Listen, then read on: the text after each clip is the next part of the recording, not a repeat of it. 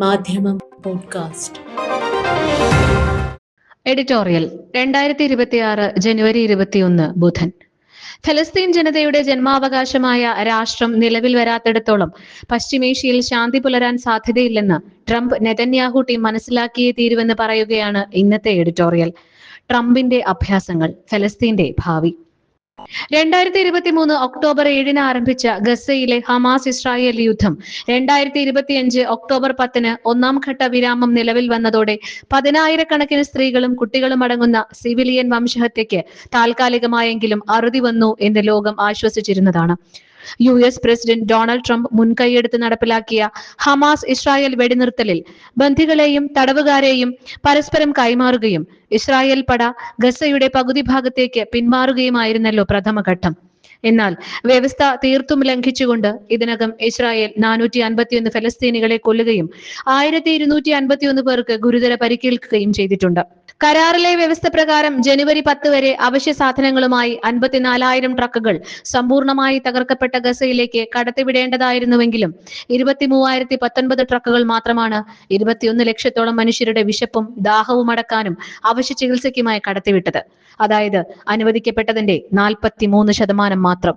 പോഷകമൂല്യമുള്ള മാംസമോ പച്ചക്കറികളോ പാലുൽപ്പന്നങ്ങളോ അനുവദിക്കാതെ ചോക്ലേറ്റും ലഘു ഭക്ഷ്യ വിഭവങ്ങളും പാനീയങ്ങളുമാണ് പട്ടിണിയാൽ എല്ലും തോലുമായി മരണവക്ത്രത്തിലേക്ക് തള്ളപ്പെട്ടവരുടെ ജീവൻ നിലനിർത്താൻ ജൂതസേന കടത്തിവിട്ടത്.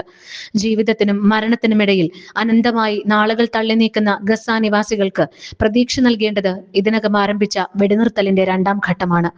ട്രംപിന്റെ പദ്ധതി പ്രകാരം ഐക്യരാഷ്ട്രസഭയെ പൂർണ്ണമായി മാറ്റി നിർത്തി ബോർഡ് ഓഫ് പീസ് എന്ന പേരിൽ അദ്ദേഹം തട്ടിക്കൂട്ടുന്ന സമാധാന സമിതിയാണ് ഗസയിലെ ഭരണത്തിന് മേൽനോട്ടം വഹിക്കേണ്ടത്. അതിന്റെ മേൽനോട്ടത്തിന് തന്റെ മരുമകൻ Jared Kushner, US state secretary Marco Rubio, ട്രംപിന്റെ പ്രത്യേക പ്രതിനിധി സ്റ്റീവ് വിറ്റ്കോഫ്, ഇറാഖിന്റെ സമ്പൂർണ്ണ നശീകരണത്തിന് അമേരിക്കയോടൊപ്പം നിന്ന മുൻ ബ്രിട്ടീഷ് പ്രധാനമന്ത്രി ടോണി ബ്ലെയർ ഉൾപ്പെടെ 7 പേരെയാണ് നിയോഗിച്ചിരിക്കുന്നത്. പുറമെ ബോർഡിൽ അംഗങ്ങളായി ചേരാൻ 60 രാജ്യങ്ങളോടും ട്രംപ് ആവശ്യപ്പെട്ടിരിക്കുന്നു. മിക്കവരും അമേരിക്കൻ ഇസ്രായേൽ പക്ഷത്ത് നിൽക്കുന്നവരോ അവരെ മുഷിപ്പിക്കാൻ ധൈര്യപ്പെടാത്തവരോ ആണെന്നുള്ളതാണ് പ്രത്യേകത. അവർ 3 വർഷത്തിലധികം സമാധാന സമിതിയിൽ തുടരണമെങ്കിൽ $100 കോടി ഫീസായും ട്രംപ് ആവശ്യപ്പെട്ടിരിക്കുന്നു.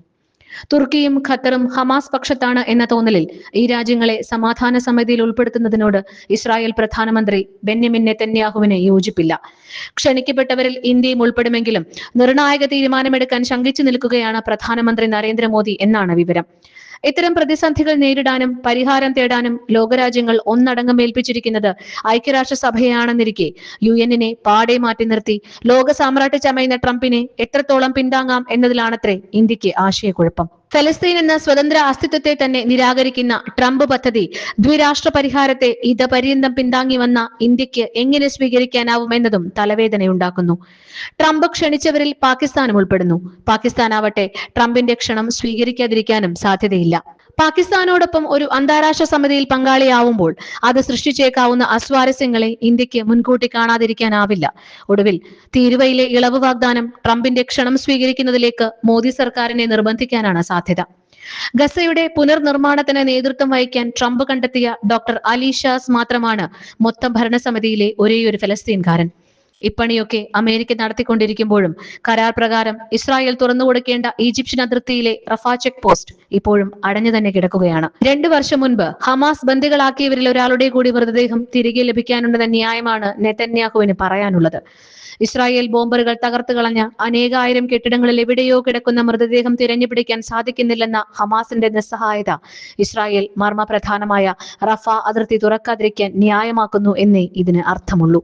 ചുരുക്കത്തിൽ തീർത്തും മാനുഷികമായൊരു പരിഹാരം ഉടനെയൊന്നും ഫലസ്തീൻ പ്രശ്നത്തിനുണ്ടാവാൻ പോവില്ലെന്ന് തന്നെ വേണം കരുതാൻ. എങ്കിലും ഫലസ്തീൻ ജനതയുടെ ജന്മാവകാശമായ രാഷ്ട്രം നിലവിൽ വരാത്തിടത്തോളം കാലം പശ്ചിമേഷ്യയിൽ ശാന്തി പുലരാൻ ഒട്ടുമേ സാധ്യതയില്ലെന്ന് ട്രംപ് നെതന്യാഹു ടീം മനസ്സിലാക്കാതിരുന്നിട്ട് കാര്യമില്ല. പല താല്പര്യങ്ങളുടെയും പേരിൽ സ്വന്തക്കാർ പോലും കാലുമാറിയാലും ആത്മാഭിമാനമുള്ള ജനത പോരാട്ടം തുടരുക തന്നെ ചെയ്യുമെന്ന് വിശ്വസിക്കാനാണ് ഇതപര്യന്തമുള്ള ചരിത്രം പ്രേരിപ്പിക്കുന്നത്. മാധ്യമം പോഡ്കാസ്റ്റ്.